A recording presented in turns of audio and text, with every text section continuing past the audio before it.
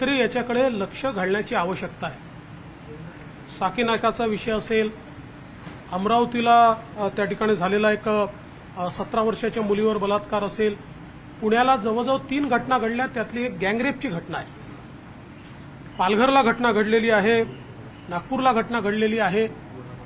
अतिशय भयानक अशा प्रकारच्या या सगळ्या घटना आहेत आणि विशेषतः मुंबईचा लौकिक हा एक सेफ सिटी म्हणून आपण अनेक वर्ष पाहतोय।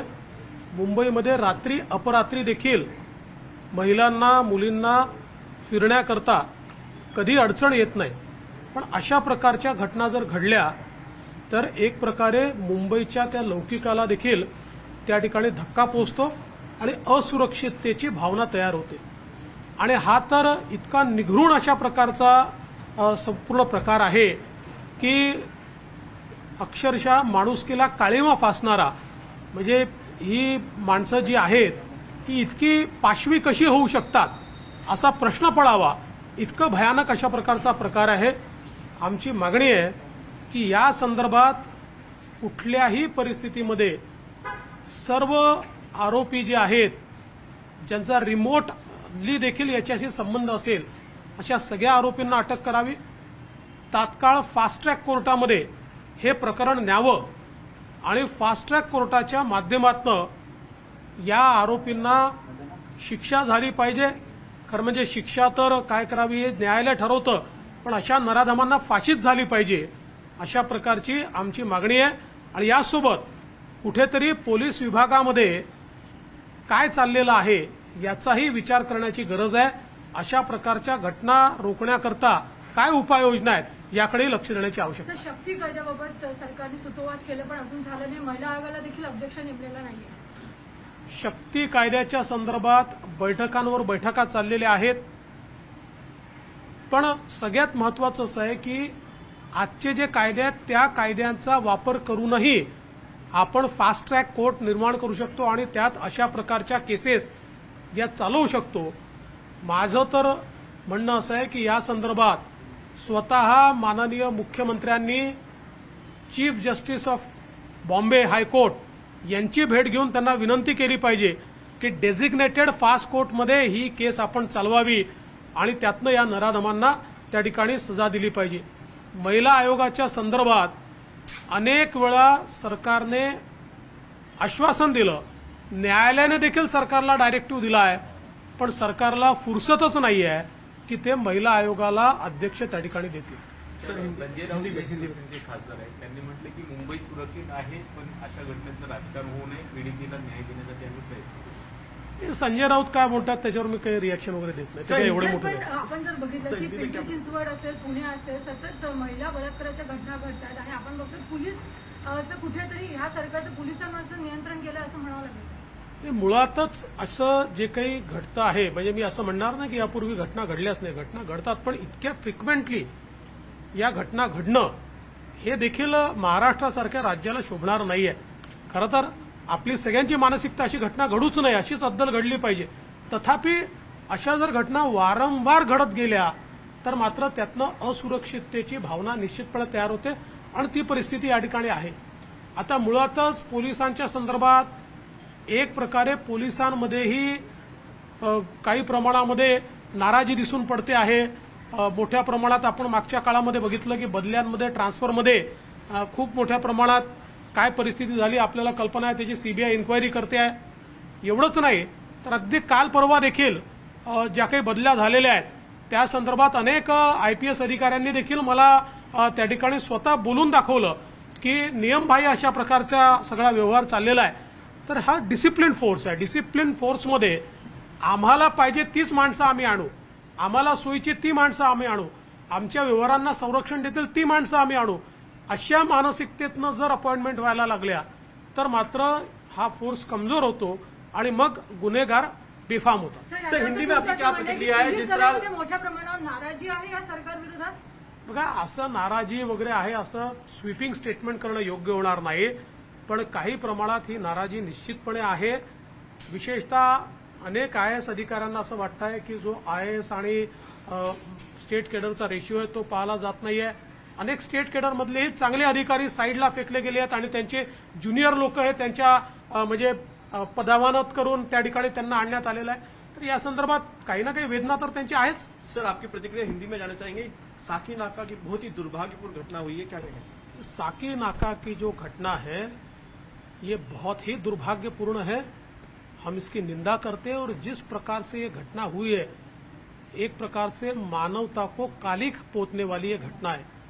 दिल्ली की निर्भया की घटना को उसकी जो याद है उसको ताज़ा करने वाली इस प्रकार की ये घटना है.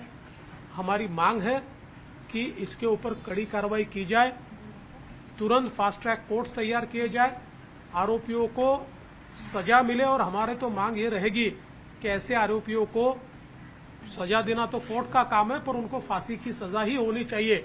इस प्रकार की हमारी यहाँ पर मांग रहेगी.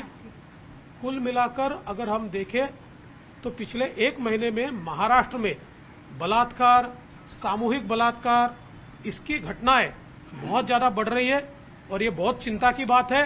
सरकार ने इसकी ओर ध्यान देना चाहिए, ऐसा हमारा मानना है. चीफ जस्टिस से मिलकर एक डेजिग्नेटेड कोर्ट बनाने की भी आपने बात की इस बात में। देखिए, मुझे ऐसा लगता है कि ऐसे मामले में स्वयं हमारे चीफ मिनिस्टर साहब ने chief justice of Bombay high court इनसे बातचीत करके इसके लिए special designated fast track court तैयार करके बहुत कम समय में इस ट्रायल को कंप्लीट करना चाहिए. सर, 2 साल से भी ज्यादा का समय हो गया, शक्ति कानून अब तक इम्प्लीमेंट नहीं हो पाया है, अभी भी पेंडिंग है, सिलेक्ट कमेटी के पास पड़ा हुआ है.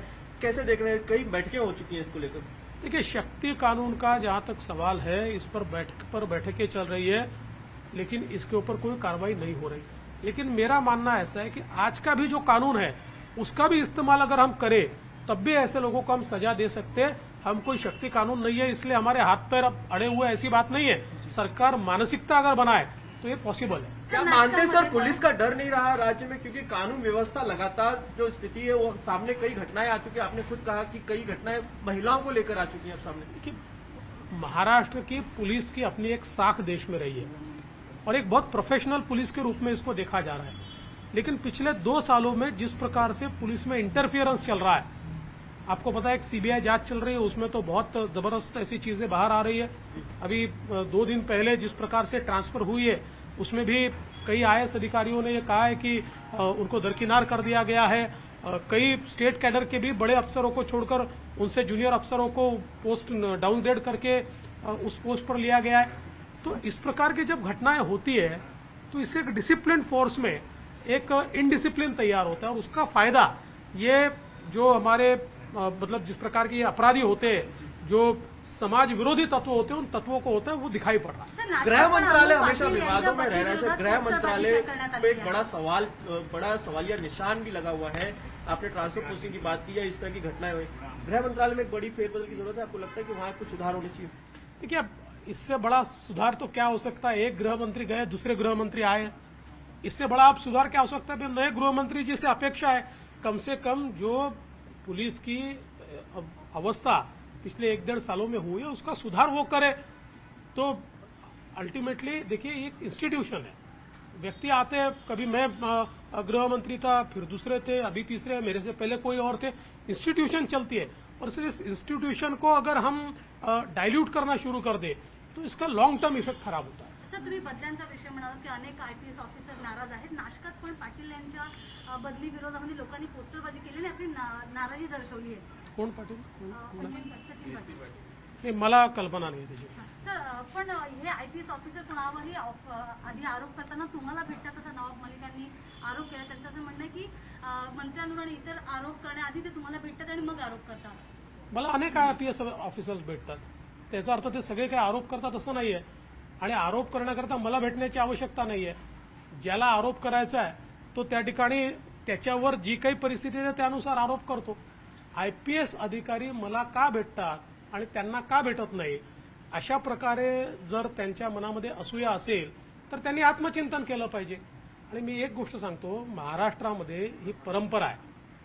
महाराष्ट्रातले आयएएस आयपीएस अधिकारी हे राज्यातल्या नेत्यांना वेळोवेळी इश्यूजवर भेटत असतात.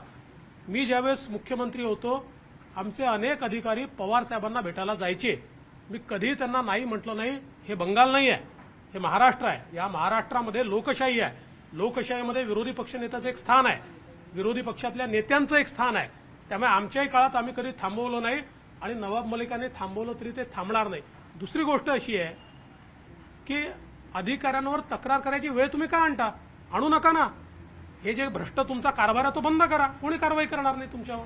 तर त्यांच्यामुळे तुमच्या इशाऱ्यावर हे आयपीएस ऑफिसर चालतात आणि मग आरोप करतात. नवाब मलिकांना तसं काही फार माहीत नसतं. त्यांना जे काही लिहून जातं ते नोट्स बोलत असतात. देवेंद्रजी, प्रश्न असा आहे की साकीनाक्याची जी घटना आहे, सत्ताधारी पक्षातले मंत्री अनेक मुंबईत आहेत, परंतु त्या ठिकाणी घटनास्थळी अद्याप कुठलाही सत्ताधारी पक्षातला नेता, मंत्री किंवा पालकमंत्री कोणीही पोहोचले नाहीये.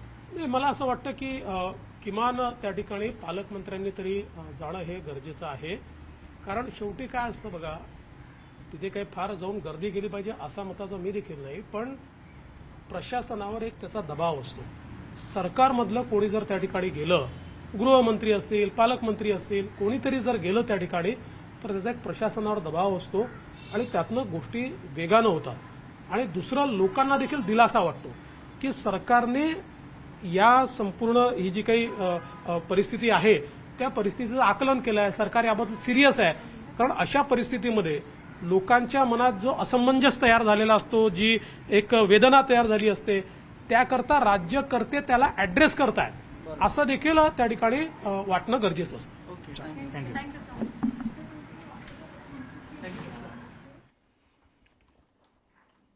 तर एकूणच अंधेरीतल्या साकीनाक्यातलं हे प्रकरण आणि राज्यातल्या काही इतर मुद्द्यांवर सुद्धा विधानसभेचे विरोधी पक्षनेते देवेंद्र फडणवीस यांनी दिलेली प्रतिक्रिया. अर्थात राज्य सरकारवरती त्यांनी सडकून टीका केलेली आहे आणि या मुंबईतल्या साकीनाक्यातल्या या प्रकारावर सुद्धा आणि एकूणच गृह विभाग असेल किंवा आणखी सरकार कायदा आणि सुव्यवस्था राखण्यामध्ये कसं अपयशी आहे हे देखील त्यांनी दाखवून दिलेले. त्यामुळे राज्यामध्ये घडणाऱ्या या घटना, या किती फ्रिक्वेंटली बलात्काराच्या घटना आणि या आधी सुद्धा म्हणजे साकीनाक्याच्या आधी सुद्धा अगदी काही कालावधीच्या फरकानं ज्या ज्या काही घटना घडल्या आहेत त्याचं त्यांनी उदाहरण दिलेली आहेत आणि यावरून सरकारवरती केलेली टीका. वेळ झाली एका छोट्याशा ब्रेकची. मात्र ब्रेकवर जाण्यापूर्वी आपण आत्ताच्या घडीच्या महत्त्वाच्या 3 बातम्या पाहूया टॉप 3 न्यूजमध्ये. त्यातली पहिली बातमी आहे, बोईसर तारापूर औद्योगिक परिसरामध्ये स्फोट झाला आणि इथल्या केमिकल कंपनीमध्ये भीषण स्फोट होऊन आग लागली होती. गणपतीच्या सुटीमुळे कंपनी बंद होती, त्यामुळे कोणतीही जीवितहानी इथे सुदैवानं झाली नाही. दुसरी बातमी आहे, जगभरातल्या अनेक देशांपेक्षा राज्यातला लसीकरणाचा वेग अधिक असल्याचं दिसतंय. केंद्र सरकारनं याबाबतची आकडेवारी जाहीर केली आणि उत्तर प्रदेश, गुजरात, कर्नाटक, मध्य प्रदेश आणि हरियाणात सर्वाधिक लसीकरण होत आहे. आणि तिसरी बातमी, देशात ऑगस्ट महिन्यात पावसाचा गेल्या 19 वर्षातील नीचांक नोंदवला गेलाय. 24% कमी पाऊस पडला असल्याचं भारतीय हवामान विभागानं म्हटलंय. ऑगस्टमध्ये व्यवस्थित पाऊस होईल असा अंदाज आधी भारतीय हवामान विभागानं वर्तवलेला होता. मात्र ऑगस्ट 2021 मध्ये देशात प्रदीर्घकालीन सरासरीच्या उणे 24% पाऊस झालाय.